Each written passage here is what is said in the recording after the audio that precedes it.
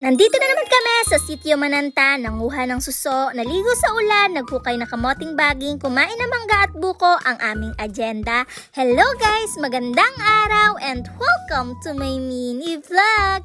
Ako nga pala ang babaeng probinsyana mula sa Tanay, Rizal. Shoutout pala sa tita kong sexy, kay Tita Lovely. At shoutout rin pala kay Kasyano, pakipollow din po, nagblog din po siya.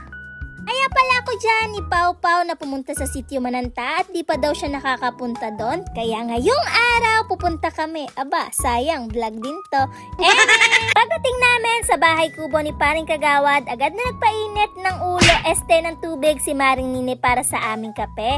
Alas 10 na pala yan ng umaga kaya kung mapapansin nyo, sobrang init na ng paligid. Pero sorry, coffee is life. Chor! Ang inaantay namin ang pagkulo ng dugo ko. Chor! Ng tubig, may nakita akong buko, kaya ayun na muna ang kinain namin. Pero guys, grabe, legit ang tamis. Naakala mo ngayon lang nakainom ng buko, apaka-OA, chor! Nagsaklang na rin pala kami dyan ng sinaing para sa aming tanghalian. Habang nakasaklang, sinabayan rin namin ng paghuhukay ng kamoting baging.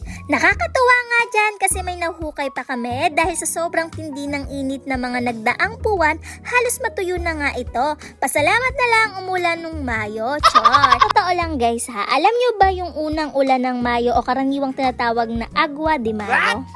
Ayon sa tradisyonal na paniniwalang Pilipino, ito daw ay nagtataglay ng hiwaga at may kakayahang magpagaling. Wow! Share ko lang guys ha. Ewan ko kung na-experience nyo. Dati, unang ulan ng Mayo, kailangan namin abangan. Dapat open field yung paglalagyan namin ng container.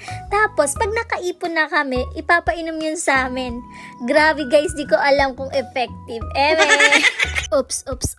Tama na ang chika. Pagkatapos nga namin kumain, nagpahinga lang kami. Bandang alas 2 na nga ng hapon kami nagsimula manguha ng suso. Nakakatuwa nga dyan dahil bungad pa lang ng ilog, madami na kami nakikitang suso. Hapon talaga ang magandang pagkakataon manguha ng suso kasi naglalabasan na sila sa kanilang school at work.